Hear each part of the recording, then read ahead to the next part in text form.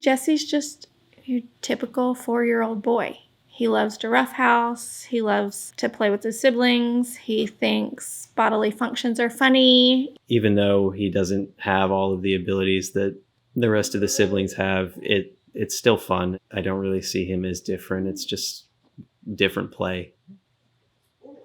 I like being his big brother.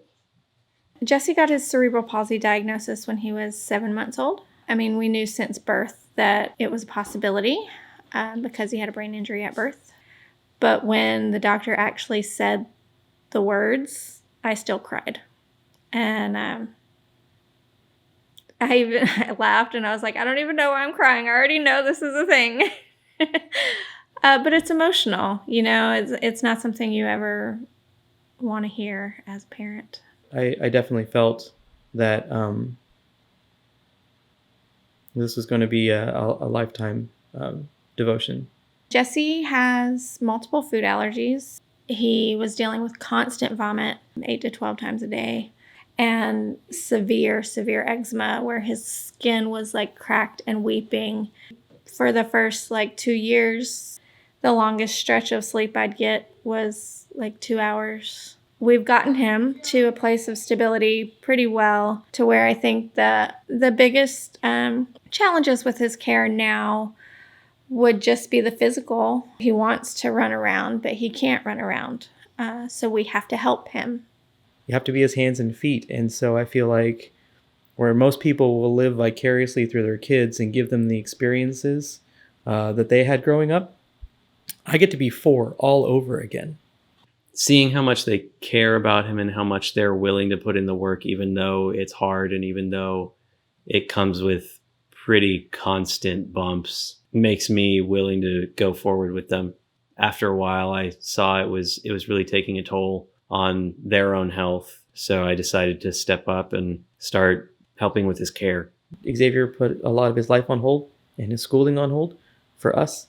And for that, I'm ever indebted. I don't really mind putting certain goals on hold because I know eventually I'm going to be able to do it. And I know that they're still working to make sure that I'm afforded all the opportunities that I want in life while I'm helping them get the things that they need done around the house done. I don't think there's a rotten bone in his body. I think he is happy and healthy and just a joy to be around. And I just want to provide as many opportunities as I can for him to experience life. He had a big personality. I think the biggest thing is that he loved people and loved taking care of people. Being a physician wasn't for him just a job, it was who he was. Yeah, I mean, he was my dad. He was the best. He was diagnosed with nonspecific interstitial pneumonitis. He was diagnosed when I was 6 years old. He would carry me up the stairs every night. One night, he got to the midpoint of the stairs and he had to stop because he was out of breath. He was on high-dose steroids, which would stop the progression of the fibrosis immediately. But he kept, over the next 7 years, kept having flare-ups. I never viewed him as being disabled or being ill. I don't remember him being healthy, but I never thought of him as, again, disabled. He was just my dad. He was all these other things, and then he happened to be ill. He went on 8 liters of oxygen and just progressively over that next year got worse and worse. And they said, we're pretty much at the end of the line for this. You're either going to pass away or you're going to get a lung transplant. And so that's what we did. We moved from Maine. We left kind of everything that we knew, and we moved to Texas. They had lungs for him. He had the lung transplant. He went from being someone who flew an airplane and worked every day and drove to work and at all hours and was on call to being someone who was, bedridden and someone else was physically taking care of him, which is very humbling for anyone. I think I understood his commitment to his patients in a much different way than I had previously. You really don't appreciate it until you're the one that's on the receiving end of that. And he was a very strong individual, and he pushed himself physically to do everything he could do, but at the same time, he desperately needed our help. to just stay alive. From 2013 to 2020, there was only 1 year that he was not hospitalized at least once.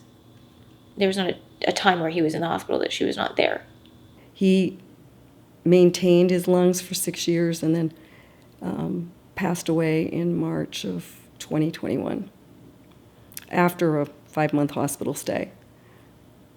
At the end of it, the doctor prayed with my father, right, which was a huge blessing.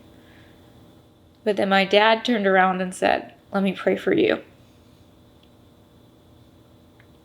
And he did, which was, it took a lot of effort because this is a man who can't breathe. And he's praying for this doctor.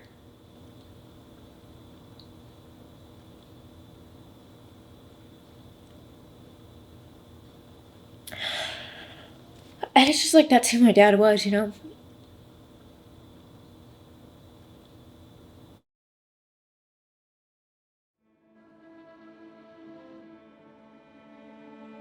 Even if you don't always see the immediate value of what you're doing, you are invaluable and you are an incredible blessing to the one that you're caring for.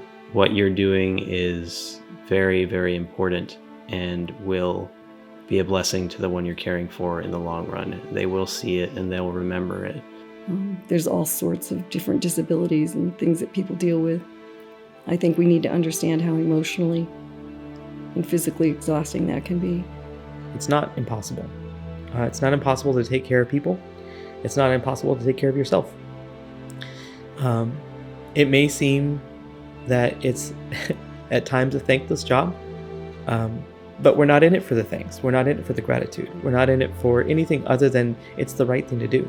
I also learned to love him at a much deeper level, for better or worse. Sickness and in health, for richer or for poorer. I mean, it all happened. That is a huge commitment, but it's one that I would never take back. I'm glad we walked that out together. They were very faithful to each other. And I'm so blessed to be able to have seen that. Sometimes we feel that we are alone in the world and that the challenges that we face are just too much for us to bear. And God is there the entire time telling us, I've been with you, I haven't left you this entire time. And so, like that, we're that for our family. I've been with you this entire time. You're not alone. You may feel like you're stuck and you can't get off the floor, but I believe in you and I'm right here. And I'm here to lend a hand if you need it.